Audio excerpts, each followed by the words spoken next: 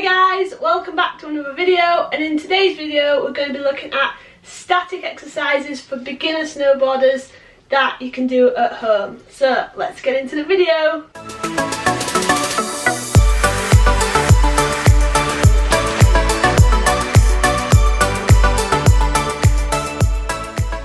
Okay, so with snowboarding you have got two positions that we're going to talk about today. And these two positions are super important because they are effectively what help you to slow down, help you to brake. So on a snowboard you've got two edges. You've got the edge that runs along by where your toes are, and the edge that runs along by where your heels are. So obviously they're called toe edge and heel edge.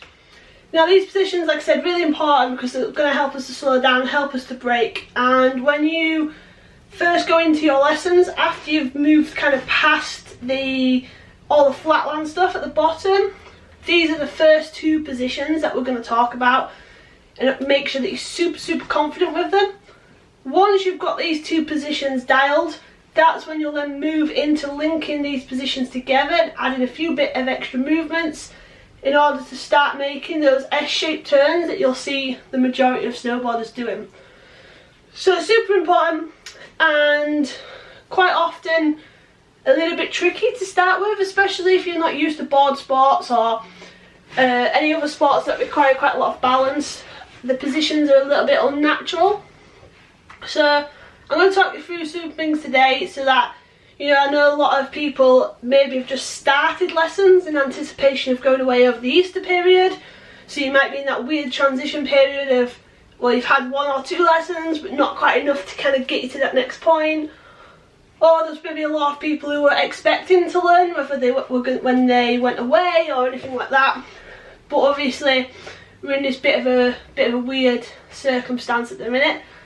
So obviously don't put off your learning. There's loads of facilities in the UK or wherever you're from, and there's always next winter. So definitely don't put off your learning. But these are some things that will really help. If you can get these dialed down at home, should make it better when you eventually get to put it back onto the snow. So first position we're going to look at today is your toe edge position.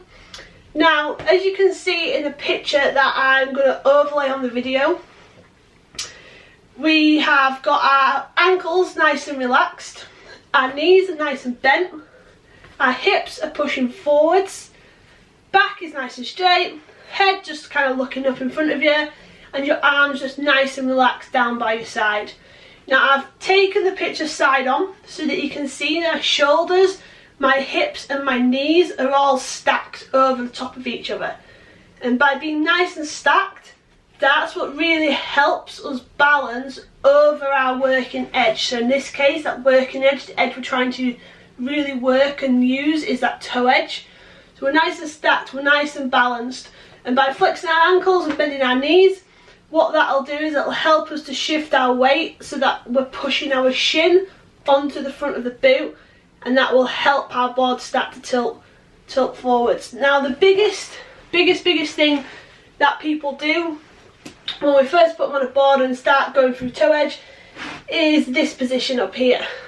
And you can see the braking at the waist, and so that way you're actually sticking your bum or your hips back and you're bringing your chest forwards. Now what that does is it moves a lot of weight over your heels because you're pushing your bum back, but also it brings your chest and your head kind of over the front of your board, so it makes you really unbalanced, and we've no longer got that weight stacked over the working edge. So they're the kind of two positions that we're kind of working with. We've got the position we want to get to, and we've got the position that a lot of us start off in. Now if you could just get at home, either in the garden, in the living room, whatever, and get used to standing in this position, get used to bringing those hips forwards. It's quite a natural kind of movement, and a lot of people really struggle to kind of separate that movement in their hip and really focus on bringing the hips forwards rather than the kind of chest. So just practice it at home, have a go at standing statically, and then, you know, getting a feel for it.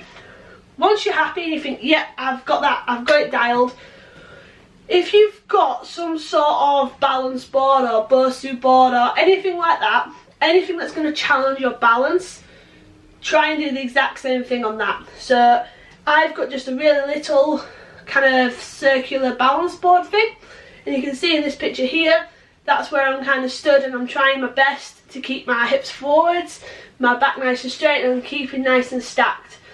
When you're on the balance board, it's not going to be as pronounced as it obviously was when you've stood on the ground, but you still want to be getting those hips forwards.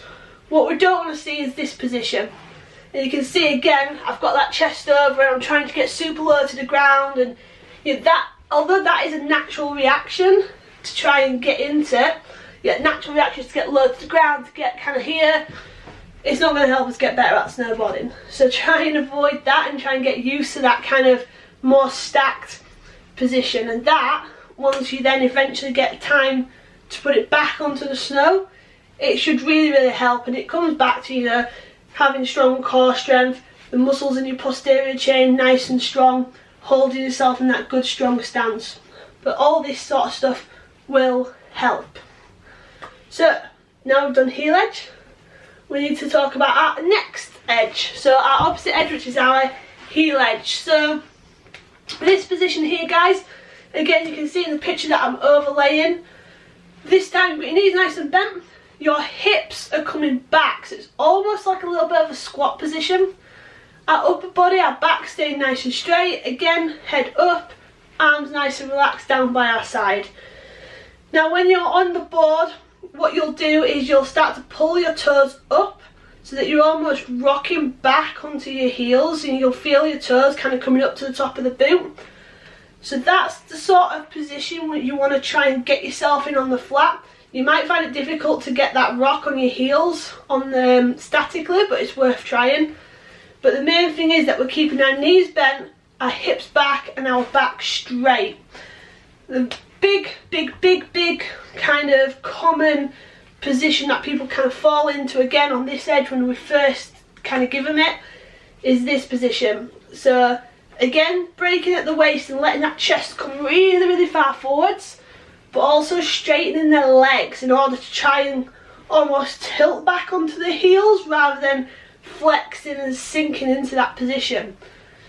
The minute you straighten your legs and lock your knees out is the minute that you start to lose kind of all of your stability, because your knees, in a sense, especially when you're snowboarding, are like your suspension. So if you're nice and soft, nice and fluid, as you're hitting any lumps or bumps or you want to stop or anything like that, a lot of it is in your knees. If your legs are straight, what happens is if you hit a lump or a bump, it kind of throws you off balance, because you've got nothing there to absorb that the lumps and bumps, that movement with. So it's really important that those knees are nice and soft. And again, we're back in this nice athletic position where we can move if we need to, depending on what is coming ahead of us. So again, first thing I'm going to do, get in the garden, in your living room, wherever, and just practice this position statically. So you're getting nice and soft, feet nice, about shoulder width apart, and trying to get those hips back, knees nice and bent, keeping that back straight, that chest up. Once you've got that and you think, yes, right, solid, got it, we're going to again put it back to balance board or whatever it is that you've got. Now again, it might be a little bit more difficult because you haven't got your feet as wide apart as you would on a snowboard, but it's worth trying it. It's almost like trying to do a squat on a balance board. So let your hips come back, but keep that back nice and straight, nice and bent knees. And that again will just help to work your stabilisation muscles, your core muscles, keeping you nice and strong and getting you used to standing in those positions. So hopefully when you get a chance and we get back onto the snow, you're going to be much stronger, you're going to be much more used to the positions that you need to get into, and hopefully you'll find that progression comes a lot quicker. So I hope you found today's video useful. Drop it in the comments if you've got any questions or anything that didn't make sense or anything like that, and we'll go from there. Make sure you give us a thumbs up, and like I said, just a quick reminder, 5 videos a week, Monday to Friday. So make sure you are subscribed and hit the little notification button, and then you'll know when I've uploaded. yeah. Alright guys, I'll see you next video. Bye!